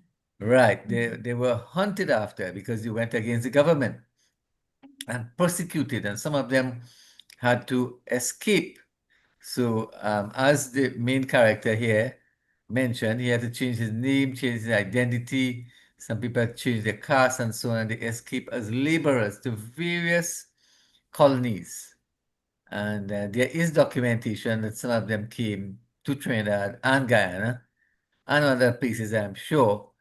But he mentions that quite a few times, that he was hunted and he had to escape and run away, change his identity, right? Disguise. So not all of those people who came from India were laborers. Some of them were soldiers. Right. So Dr. David Suran, yeah? You could go ahead and talk. All right. Are you hearing me? Yes, clearly. All right. There have been a lot of misconceptions about the Jose Mastercard. And some of the things are not well known. For example, like a lot of the dead bodies were buried at the end of Mucurapo Street, San Fernando, where the market is now. And so on, there were about 22 people killed. Their names are actually recorded on their estates and so on. An amazing thing also is that the Jose celebration, the wide cross section of Muslims. So you had Hindus and so on. One of the ringleaders there was a Hindu. And a book by Dr. De Vitale, who is really a very good historian on this country. 8 East Indian immigrants. It gives a detailed, well-researched account of this thing. And it is to be lamented that that these incidents that did not affect white people or the privileged class just allowed to fade, except for 1 or 2 souls who decide to really bring them back. Our history is rather one-sided, and I'm hoping that the young people around will take steps to correct these things. They found some of the bodies days after people ran through the cane field. I have researched this in order to produce a few paintings. And I have produced these paintings. I have a large one that is somewhere in England right now and so on. And I have sold a few of the paintings. And it was really exciting to research this and to put down these things. There were 2 incidents at the time. One took place at what we now call cross-crossing. And The other one is up Monterey Post. Those are the two entry points to enter San Fernando from that point. And, the thing is, they brought a man from Jamaica, I think, the British, on this thing to write a report, a totally one-sided thing, blaming the participants. And, you know, some of the history we can't trust anymore. Even some of the things within my lifetime I am seeing being distorted and so on. And, you know, you can't run down every falsehood that is there. But history needs to be taken very seriously in this country. That is the point I would like to make here. Thank you very much. Yes, thank you. Raviji every year has been doing a walk, a procession to mark that occasion of the 1884 massacre, Hussein massacre. But our playwright from San Fernando, Victor Edwards, is doing something. We had him on the program and he showed us how he's doing a monument, and that would be installed and unveiled very soon, before the end of the year, I think. And he is doing a play entirely. Sharima, we have to see that. A play entirely on the Hussein massacre. He spoke to me last week. Oh, okay, good. Yeah. I was wondering what happened with the plans for that monument. Yeah. That's supposed to be erected at Monrepo, correct?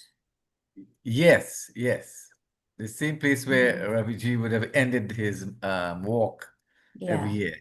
Yeah, same place there. But Yeah, by the Justin, by the fire I station. agree. It's Yeah. critical that we capture the history. Kumu has her hand up again. Thank you very much, Dr. Subran. Kumu? Yeah, 1 second. Yeah. No, I just want to say that it's remarkable to see so much effort being put into, bringing the history and the struggles of the indentured labor community to the world today through art and history and drama and movies. It's really incredible. Like, one thing touched my core today is that in this movie, he says, somewhere he says he's from Jaunpur, and my grandfather is from Jaunpur, so it was like very personal. So it's a very, very incredible job the ICC is doing. That's amazing. Thank you. Yeah, thank you Right. for pointing that out. It's one of the reasons why we do what we do, because someone sitting in Fiji right now, or someone sitting in Mauritius right now, may have had ancestors forefathers, let's say foreparents who were neighbors of our foreparents. So unless we have these conversations, we will never really know how close they were and whether or not we came from the same villages. And I'm saying we came because that's where our blood comes from. So we're always searching for that, the commonalities. Thanks for pointing that out. So one of the issues that piqued my interest in this docudrama is the second marriage and the children and the adoption and thing. And you can really see, I mean, the woman there really put some rationale into why this man should have this second wife. I mean, to protect her, to take care of the children because she was abused and they didn't want to risk that. And she has become part of the family. That was interesting to me. Nasa, you have any Indeed. comment on that? Okay. Nasa may have gone. No, NASA is still here. Yeah. Maybe stepped away. Yeah, I miss your last point. Oh, the second marriage, the man having his wife who has and children, and then he takes another wife. All right. It wasn't the norm, but in those days there was especially in the initial part of indentureship, there was a serious gender imbalance. Yeah. Where yeah, you had Right. a shortage of women, so to speak. Yeah. And so in other words, it is justified in that context. Of course, the condition. And you see, well, what is interesting is where the first wife encouraged it. He was not the one who initiated it. You know? The man resisted. He said, "No, I can't do that." Yeah. But I guess it in the context in which it happened, and then there were cases of violence against women for infidelity. Right. Many of them were documented. So it's an interesting phenomenon. Yes.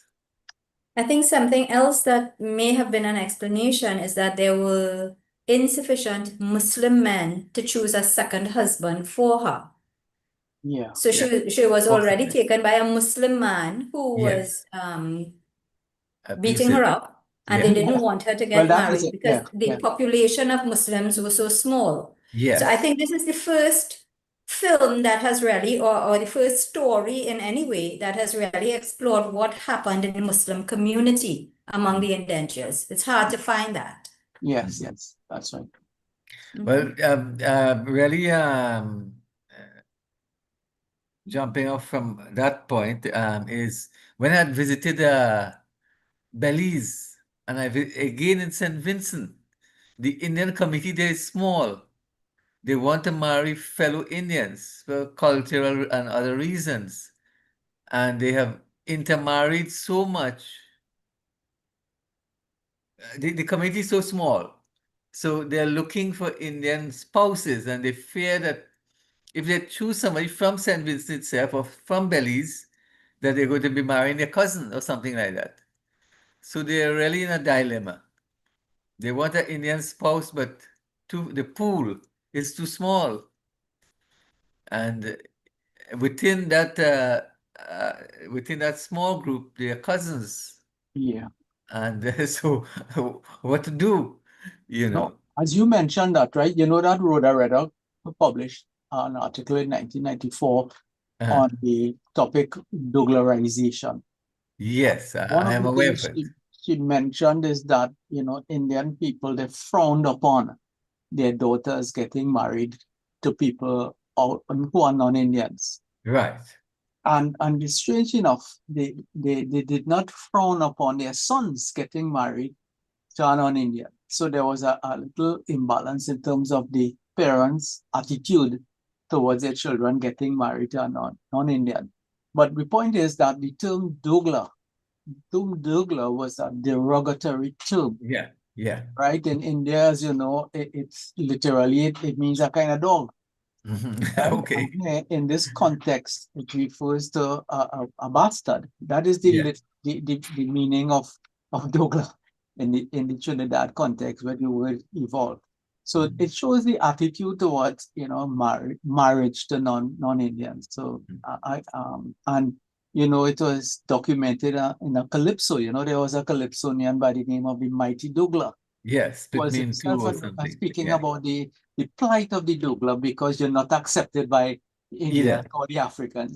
Yeah. So that's an interesting thing in terms of race. But they didn't frown upon marriage to people of different religions like Muslim. There were a fair amount of Muslim Hindu marriages at a later time, but in that initial period, it was very rare. People married within their own faith, right? But it's something to think about. Right. So the parents frowned against the sons marrying non-Indians, but not so much as when their daughters do that, as you rightly said. From my own observation and extended family and so on. Yes. Interestingly, NASA, the CSO statistics has a category called Douglas now. Okay. Yeah, I know there's a category called mixed, but I don't know that. Right. So there's mixed and Douglas. Because mixed could mean anybody red. Somebody of African descent, they're red now, right? Right. So anybody African who's fair is called mixed. So the That's right. CSO That's right. differentiated that. Yeah. What struck me in this documentary is Muslims seeking to help fellow Muslims. That brotherhood and sisterhood is there. Yeah. And you can see that. At the same time, when there was a marriage to a Hindu guy, there was a compromise in which we had the padrit was Yes. there and Yes. the Yes. imam was there. So Yeah. it's good good negotiation, and Yeah. in a multi-ethnic society, I think this is the way to go. Yeah. So that all parties are happy. Right. Right. Okay, terrific. So, interesting critique, and thank you all for your very for your critique. Let's end it there. I want to thank everyone, and it was a lovely film. I think I want to see it again. Yeah. Yeah. So let me turn you all over to Ashley now. Thank you. Well, interesting documentary. I think that this brings light to what was happening at that time. It gives you a visual effect of what was going on. And I think this is very important because what we tend to read, we comprehend more when we visualize. So I think it is very important that these documentaries exist and that we continue to make more. And that is just my 2 cents on that. So with that being said, I would like to thank everyone for tuning in today, for taking the time to be here with us, to attend, to participate, for your critique. And again, thank you, Shalima, for being here with us, for being a great moderator as always. And as was said earlier, this public meeting is being hosted by the Indo-Caribbean Cultural Center. Feel free to contact the ICC to publish your books. Remember that we are asking you to kindly give us your suggestions. If you give a donation, your name will be placed on our poster and all promotional materials. Please contact Dr. Mahabir for details. Our topic next Sunday, Stories of Indenture and Beyond. Be there. Thanks to our planning team led by Dr. Kumar Mahabir and Shalima Mohammed. Thanks to our IT consultants, Navin Mongol and Darren Gramsam. And thanks to Daryl again for designing the poster. Please visit, like, and share to our YouTube channel to see all our past recordings. I am Ashley Sananan from Trinidad and Tobago saying Dhanyavad. Thank you.